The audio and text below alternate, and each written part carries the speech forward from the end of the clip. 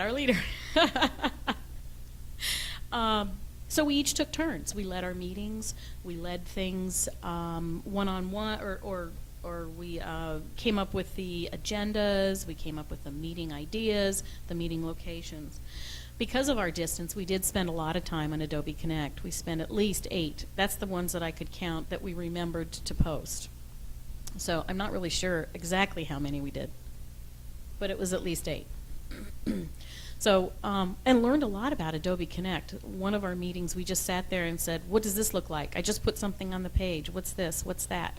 We learned a lot about Adobe Connect while we were doing it. So, which at the end, what did we learn? We learned a lot. We learned how to do things that we are now sharing with people in our libraries.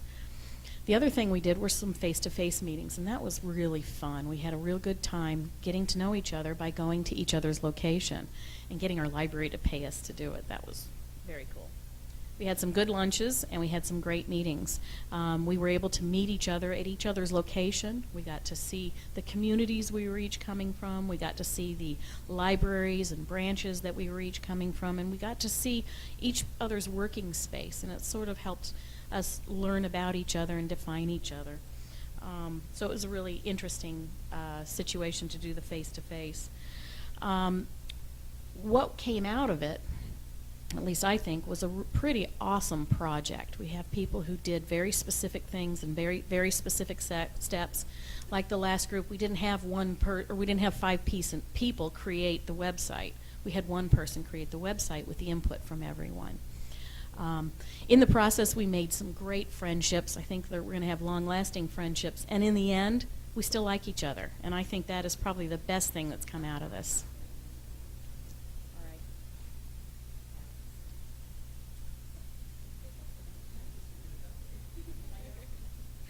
Hi, my name's Alex. I'm from Homer Township Library.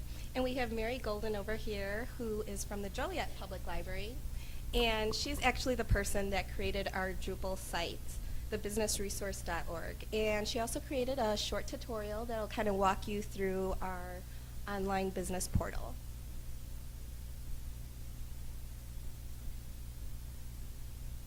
Welcome to thebusinessresource.org. We are the Entrepreneurs 2.0 team. We're comprised of library professionals from 5 libraries along Illinois' I-80 corridor: Fountaindale, Homer, Joliet, Rockford, and Shorewood. It's the goal of our project to bring helpful information and resources to the businesses in our respective communities. This is a short tutorial on how to navigate our website. Go to www.thebusinessresource.org. You'll notice on our homepage have information presented in a blog format. On the right-hand side, we have 2 columns with information.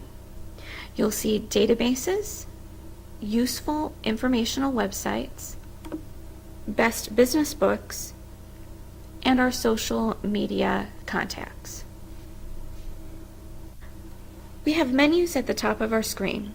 If you're interested in online instruction, click on Tutorials.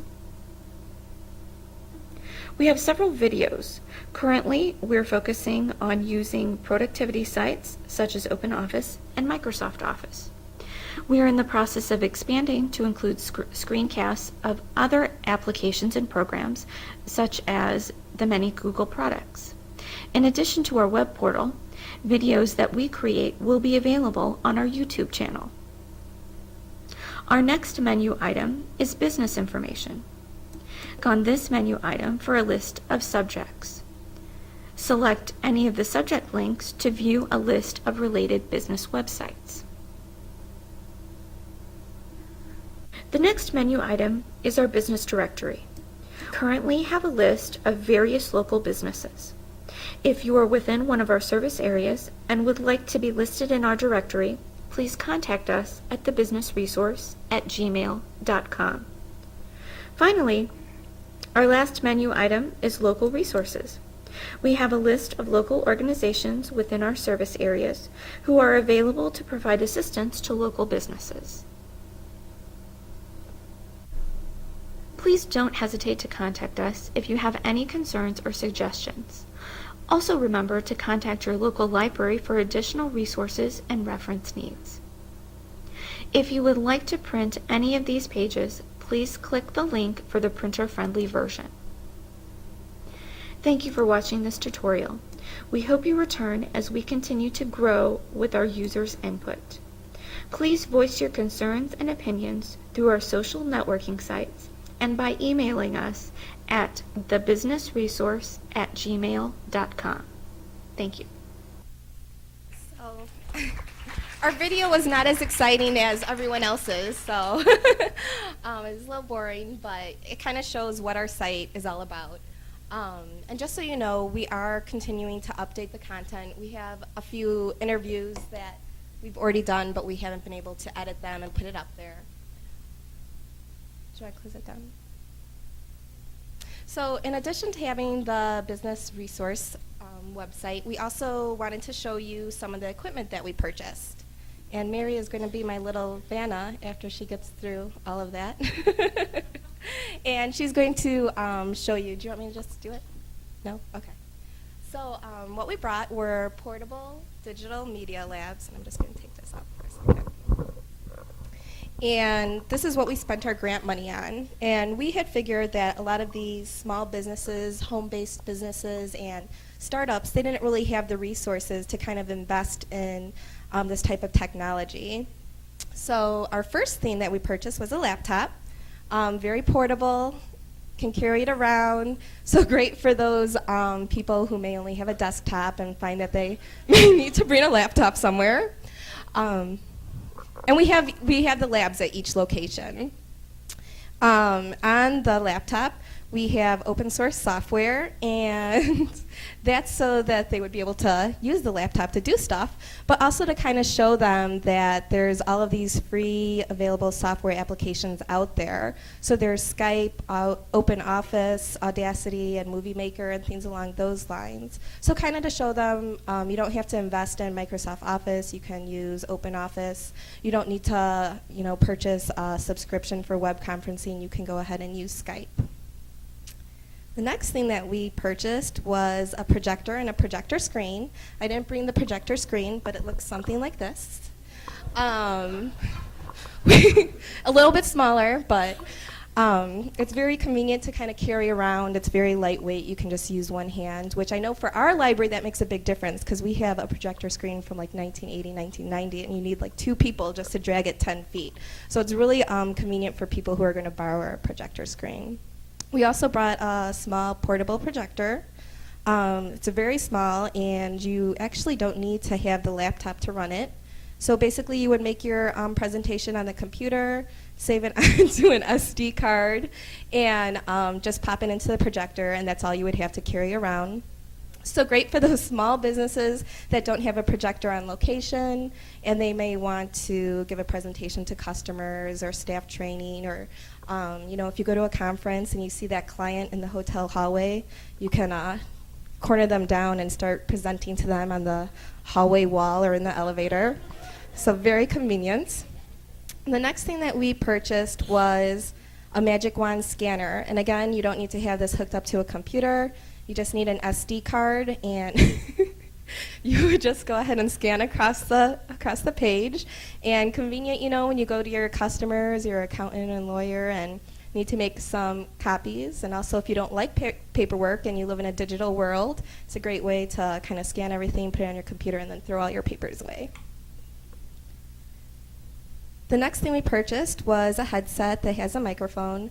So again, so that you could use it for your Skype conference calls, to make screencasts, and also when you're taking our online tutorials and you are in an open room, you're not going to disturb your coworkers. The next thing we brought was a laser pointer, just because they're fun and you can use it with your projector and your projector screen. And then we also purchased a small video camera. We saw at the last few ILead sessions that you can make some great commercials. You can make videos of your staff meetings and archive them. And then also We have some SD cards because a lot of the different themes run off SD cards. But we also brought laptop bags that house all of this equipment. So basically a small business could come and check out the entire bag and have all of this available to them. So, now you've distracted me. Okay, so what we're also doing is we're kind of building a framework around this portable small business lab. We're going to be teaching courses on all of the open source software, and we hope to develop these courses that we'd be able to share with other libraries so that they could use that as well. And we're also going to have some tech petting zoos at our place so we can show them what we have available and kind of show them how to use it. And then also, we've contacted all of our chambers. Our chambers know that we have this available. And we're kind of approaching some small businesses as well and directly trying to force it on them. So I'm going to go ahead and, oh, you know what? And we have 2 labs with us. So if anyone actually wants to see the equipment later, you can just approach us later. So I'll turn it over to Heather.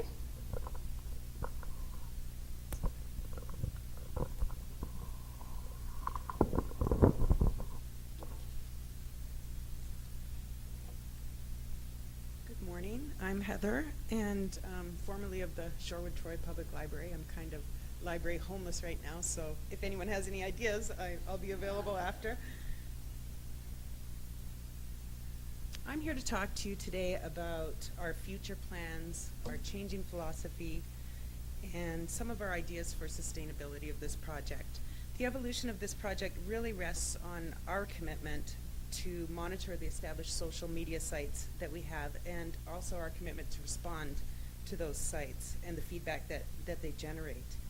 It also rests on our sharing this concept with our library staff so that ultimately they can assist in the administration and the content development. Of course, their acceptance of this project is pretty much vital. So we've already started that process, and instruction has begun, and we've met with some great reception and some success. A goal that we share as a group would be to fully integrate this project and its concepts into the total web culture of our libraries. The participatory elements, we would like them to serve as a benchmark that would appear in all of our libraries' web presence. So we're really hoping that this whole concept is integrated in, and that's how our libraries are going to play into this. Ultimately, we'll use the feedback from our social media as well as analytics. We're using Google Analytics to evolve and grow this project in a meaningful way. A shift in our philosophy in this project began about midway. Initially, we, in all of our unbridled optimism and enthusiasm and ambition, our plan was to create this entirely of our own doing, and we were going to create all the content that was on this site. What we found as we got into it was that there was just such a lot of great content out there. And so rather than reinvent the wheel, we went about harvesting. We thought of that word yesterday. We really like that word. Harvesting content from other sites, things that were done particularly well. Our plan then kind of evolved into more of a resource hub. And we are merging this with some of our own created content and our participatory elements and also some instruction. And ultimately, we plan to move more in that direction, particularly in the area of instruction. And currently, a couple of us are working with virtual forums for that, and we're looking at Second Life right now, so monitor, because in the future you'll probably see some kind of virtual instruction classrooms through that.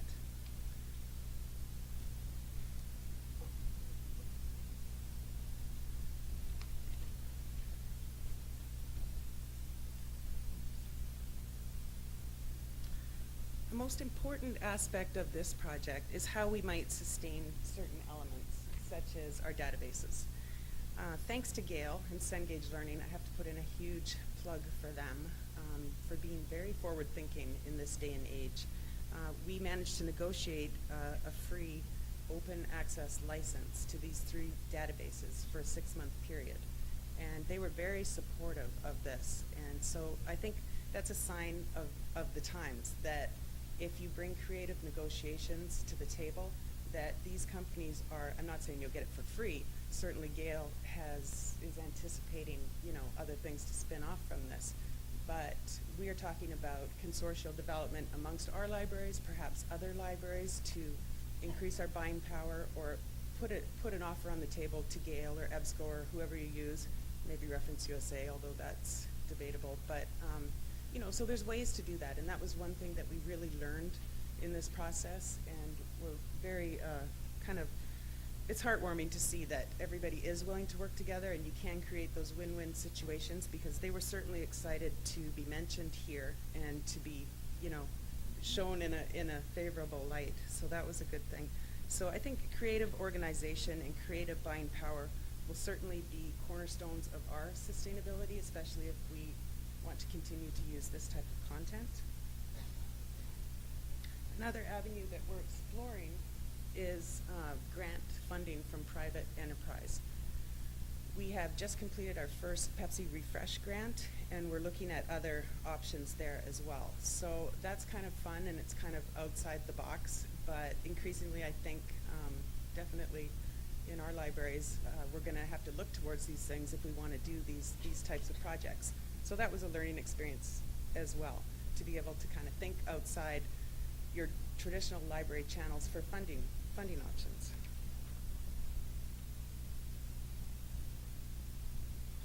Of course, perhaps the most important aspect of success of this project rests on our commitment to solidify community relationships. We'll continue to develop these and continue to try and create these win-win relationships with our business communities. We've started posting business profiles and video snapshots of local businesses, like Karen taught us in the first session, and that's been met with great success. And they are really receptive and like the idea of free promotion and advertising. So that is another, creative solution to sort of draw people in. And like I said, they're very interested in this project and participating on that level, because they're getting something in return, and it's a good thing for everybody.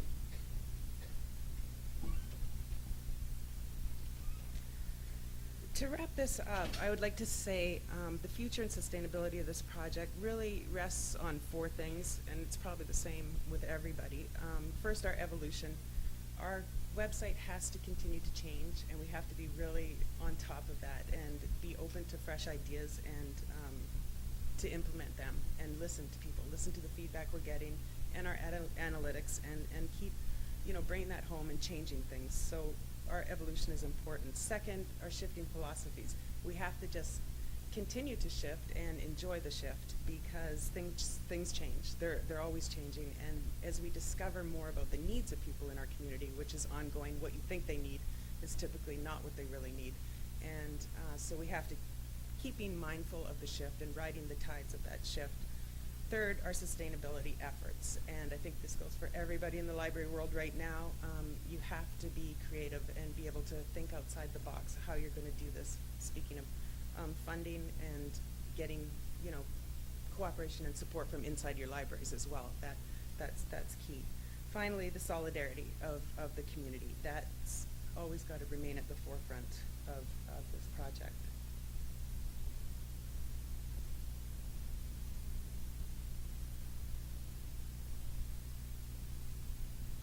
So thank you for listening, and are there any questions?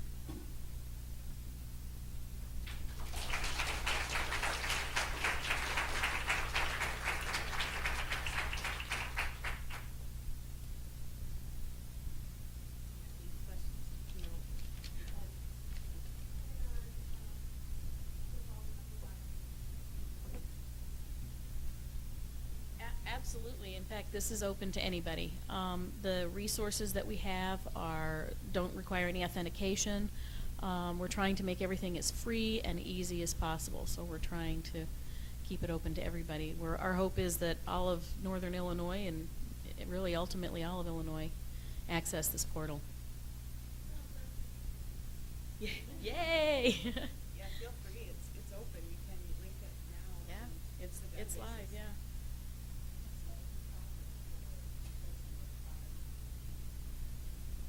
Well, when we started talking about this, we really originally had no idea how we were going to spend our money. We thought we were going to spend it on databases, and we went through the first session. Karen inspired us, and we saw some videos. We saw Skokie's business site. We looked at a couple different business sites, and we realized that what businesses really needed was free marketing, and that meant being on YouTube. And many, many places just don't have the resource, even the camera, to do that.